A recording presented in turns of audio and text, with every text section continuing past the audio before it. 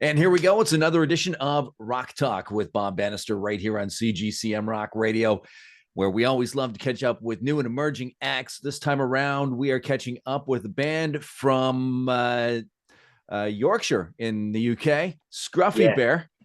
And we've got Sass and we've got Ryan. How you doing, guys? Oh, good. Thank you. How are you? Very good. Thank you. So why don't you tell us, that's a very unique name. Where did you get that name from? What, as in Scruffy Bear or? Yes. Yeah. So Scruffy Bear came from, we all had a love of sort of like 70s style rock, late 60s, early 70s. But we really liked some things about modern production. So it started coming together. We've got a love for animals as well. So the bear was supposed to be sort of that powerful, hit you in the face, hit you in the chest sort of thing.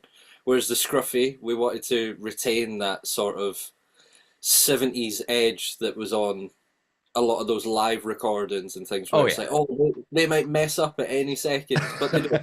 They never do. Right on. Very cool. Now I've noticed, when I was scrolling through your page there, you've got a great line on the top of your Facebook page. It almost sounds like it could be from a movie trailer, like from a tiny village in York comes the earth-shattering sounds of Scruffy Bear. I love that. That's a great job, guys. Thank you very much. We need you to get that on a full recording for us. I could do that if you'd like to. Sure, I could do that. Be your band intro. Yeah, I'm going to use it as my text tone. So you just released "Selfish Dreamer" back in May. What a great song that is. Tell us a little more about that song. We released our first EP a couple of years ago. Then we spent a few months away from writing after that, basically. We were doing a lot of gigs and we were joining festivals and we were running our own events as well at Peely's Barn. But when it came around to writing again, we'd been working on a few things since we released the first EP. But we wanted to have like a small selection of like single-worthy songs, basically. And you know how it goes, things creep up to you really quickly, and we were kind of short of a song we wanted to record, basically. Mm-hmm. So we spent a week. Usually it takes us like ages to write music, but this one we managed to get through in about a week, didn't we? Yeah. And it was the first time where we'd really just been trying to make snap decisions and trying to make it like big and beefy, like I'd say kind of on purpose. Yeah, because we'd written a bunch of songs and we didn't have Selfish Dreamer 2 weeks before we went into the studio, but we'd had that bass line and a rough sort of drum beat for it for like well over a year. But every time we wrote it, it started coming out like sort of proper British indie music. Right. Like, no, it's not right. It's not right. It's not right. Put it on the shelf. And the song that Selfish Dreamer was supposed to be is still on a back burner. It was just far too complicated. I think we would have spent our entire studio time just trying to get the right take of it. But then we really enjoyed ourselves, letting ourselves sort of be creative in the studio and really focusing on what the lyrics were about, letting the lyrics have a big sort of platform. So is that kind of the Scruffy Bear creative process? Somebody brings something to the table and everybody just kind of throws in on it and you try and build, or, you know, just kind of... Yeah. Sorry, on you go. No. I was just... Yeah. I cut you off. But it really depends. For the most part, yeah. Someone will be sat round their living room and come up with something and be like, oh, I'll send that to the guys. And then we'll all go in a room. Sometimes we just go in a room together and we come out at the end and go, "Whoa, that's a really cool song." And other times it's we'll come in with an idea for a song. Oh, I've just heard such and such by whatever band. I really think we could do something in a similar sort of vibe. And it ends up sounding a million miles away, but it's a bit of inspiration, isn't it? Very cool. Very cool. Now, I've really noticed that we seem to be in a bit of a rock revival. I know rock and heavy metal is still pretty big over in on the continent of Europe. Is it that way in the UK, or is it still the pretty poppy, dancey? Because I've got some friends that are Brits, and that seems to be their scene, is the pop dance stuff, not so much the rock. Are we seeing a revival there in the UK as well on rock? I think Yeah. sort of. Yeah, it's coming out in a different way because the like right now a lot of the big rock bands are inspired by like the emo, the mid 2000s, like you know Mhm. My Chemical Romance, Yeah. and all the people like our sort of age grew up on that sort of stuff. So they're having a revival. Like there's Bring Me the Horizon. There is who else is on tour right now? Bullet for My Valentine and all like the older emo bands. So you've got a lot of bands coming up that have that sort of emo aesthetic. Or And new metal as well. There's like a big new metal along with that sort of revival. yeah, so there's a lot of that stuff going on, but there's also what they call the new wave of classic rock stuff as well. Yes, They're, they're, absolutely. they're yeah, they're really inspired by sort of like I'd say more like the '80s rock bands. Like Hmm. who should we who could we What compare them what to? new wave sort Yeah, of stuff.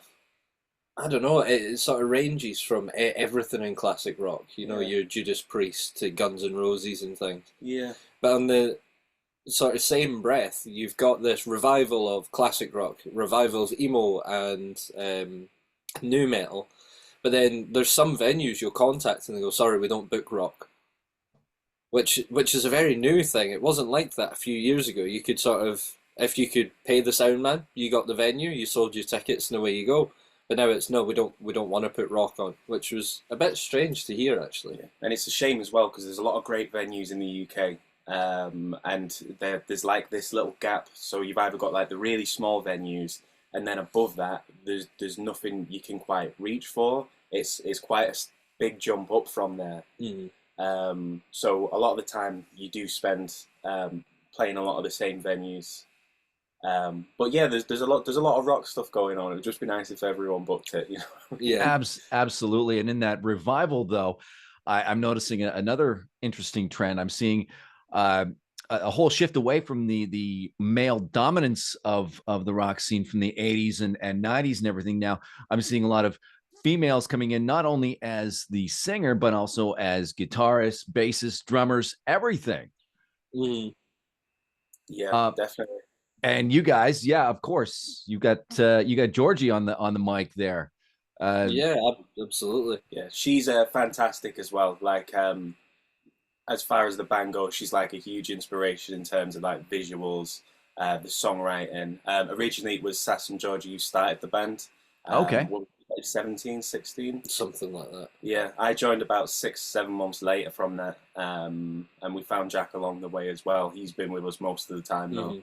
And yeah, we're finding more and more bands with like women in the band as well playing their instruments and like absolutely smashing it as well. There isn't this like male dominated thing anymore. Like there's just so many great bands. Yeah, it was incredibly sort of stupid in the first place that the door was shut for a lot of women. Yeah. And it's something we've sort of made a conscious effort to not go, we've got a woman in the band, we've got a woman in the band. Because we've sort of seen it before, and if that's how you want to do it, absolutely go for it. But we're trying to sort of put ourselves out like the four of us are one person. We're just trying to make music, and I hope you really like the music. Because we're working hard on it, and we're trying to make something we really enjoy. And as far as George goes, she's sort of an inspiration in terms of like work ethic and the amount she'll put into it. It's blood, Mm. sweat, and tears, even for the tiniest little thing. Because there's a lot of care there. That's good. That's really good. And like I said, I was creeping your media page and your website and stuff like that, and I see, Ryan, that you've listed Nico McBrain as one of your influences on the drums there. It's kind of interesting because our title sponsor on CGCM Rock Radio is Trooper Beer, Oh, and lovely. Well, I could tell you about Trooper Bear because that's from Robinson's Brewery yes, in Stockport, and that's where I'm from. I'm from Stockport, so all the venues down there have got Trooper Bear. As soon as it came out, I was like, oh, I love it, Iron Maiden. It's got the Trooper logo on, and it tastes great. If you want me to put out an advert for you, I will absolutely do that. We can do that. We can do that because, you know, every once in a while we do have to refresh our advertising, and I've been handling most of the voicing of that and writing of those commercials. So I'll keep that in mind next time we're ready to refresh. How does that sound? That sounds great. I used to do some radio myself, so like I can put on a voice for you. That's awesome. So guys, you're stuck on a desert island, each of you. What's your desert island album that you're taking with you? Do you want to go first? Grace by Jeff Buckley. Ooh, it's got everything. It's got everything. It's got a Nina Simone cover, one of the heaviest bass tones you've ever heard in it, and most of the album's in 6/8. It's brilliant. It's brilliant. He's got the voice of an angel. And how about you, Ryan? I would take Deloused in the Comatorium by the Mars Volta. That was from like 2003. The Mars Volta for me are just like the best thing. I love all the eras they've done, but that album specifically, it's got John Theodore, who's now in Queens of the Stone Age. All the songs incredible, like prog rock mayhem basically, and a lot of like Latin influence, which is sent me on a musical journey through like classic salsa and things like that. Yeah, he keeps ordering maracas. Hey, sorry, on you go. We asked Ryan about his influences. Who's yours? Well, the reason that I sort of play bass comes from my dad. I come from a very musical family. He was a drummer, but at an early age, he took me to see Rush on the Snakes and Arrows tour. Ooh. We were very, very fortunate to be just a few rows back, and I was like a few feet away from Geddy Lee, and I was like, a bass can do that. And then through that, I just fell in love with the bass. People like Flea and Tim Comerford from Rage Against the Machine, and this really prominent, hard-hitting, oh my god, it's distorted, but it sounds so good sort of thing. Yeah, Geddy Lee would probably be the big one. Yeah, there you go. You just won some huge bonus points with us because, you know, Rush to us Canadians are absolute gods. Absolutely. Yeah, my dad's collected some of the Canadian stamps that have Rush on them and things. He's that much of a Rush fan. Oh yeah, yeah, and the loss of Neil is still really felt over here and throughout the music industry as well. It's interesting. I saw a quote the other day. It was coming from Geddy and Alex, and they were talking about how they've been getting together and kind of jamming, but they sound like a really bad Rush cover band without Neil there backing them up. It is a real sad thing that you know, we're not going to hear those guys again together, probably. I know.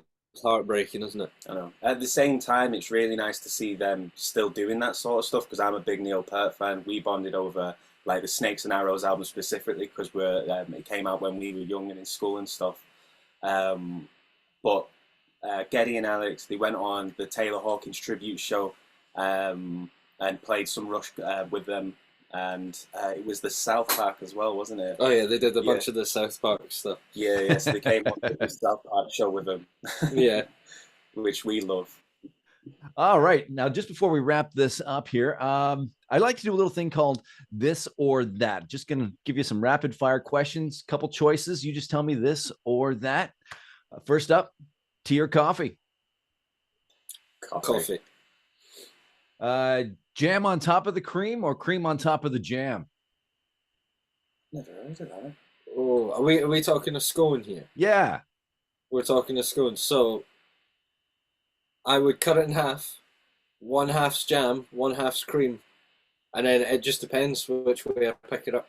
Very diplomatic. There's no real preference. I'll go for jam on top of cream. There you go. Club gig or festival gig? Club. Seaside or countryside? Ooh, countryside. Countryside. Seaside's got good ice cream though. I will agree. I've been to down to Torquay and to Blackpool, and yeah, great ice cream out there. Summer or winter? Ooh. Summer for the vitamin D. Winter for the cozy vibe. Yeah. Yeah. And finally, the real dividing question that everybody I've asked, there's a real divide on this. Pineapple on top of pizza, yes or no?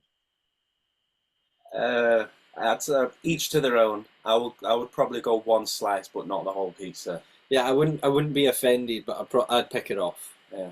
Yeah. All right. Hey, thank you very much for joining us, guys. Hey, why don't you hit us up with your website and stuff like that? Absolutely. So we are Scruffy Bear. Everything is Scruffy Bear Band. So that's www.scruffybearband.com. You'll find us on Facebook, Instagram, Twitter, or X, or whatever it's called, and TikTok now as well as Scruffy Bear Band.